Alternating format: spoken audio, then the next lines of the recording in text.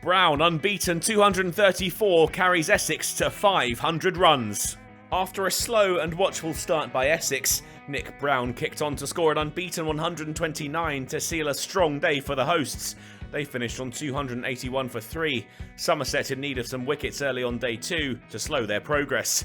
But Essex marched on. Another watchful start by Browne and Walter saw them move to 300 runs after 45 minutes of the first session. Browne moved to 150, scored off 323 balls when he whipped Gregory through the leg side for his 22nd boundary. Walter then started to hit out.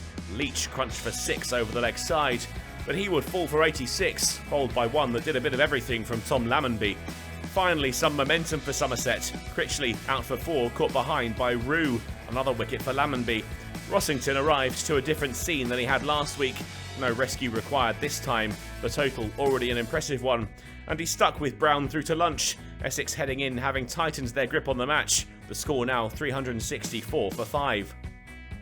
With the freedom afforded to them by their bright start with the bat, Essex pushed the run rate up, Rossington in characteristically attacking form, and after facing 62 balls as a pair, they brought up the 50 partnership.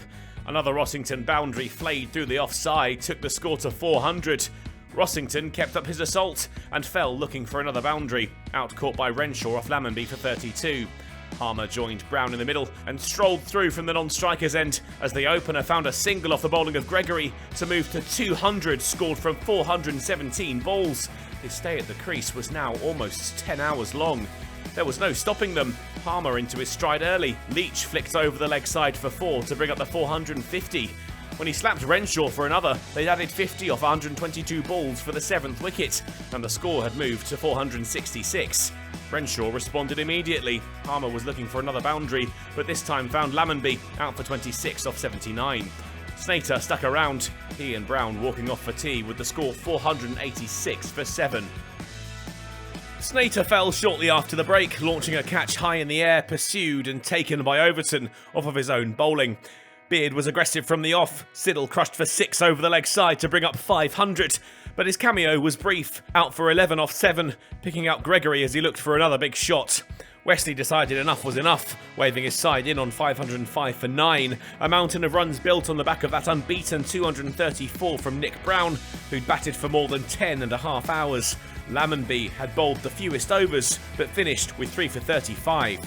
Lammonby and Renshaw made a lightning start, the run rate more akin to what you'd see in a one-day game, the visitors rattling along to 40 off 8 overs. But they got a little stuck, and with the score going nowhere, Harmer took advantage. Lammonby out-bowled for 17 off 29.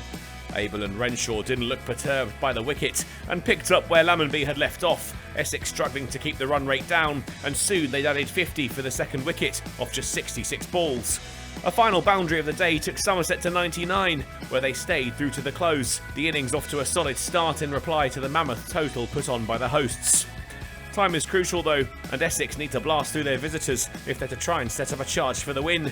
But at the halfway stage, we've only just started the 2nd innings. A result is starting to look less likely.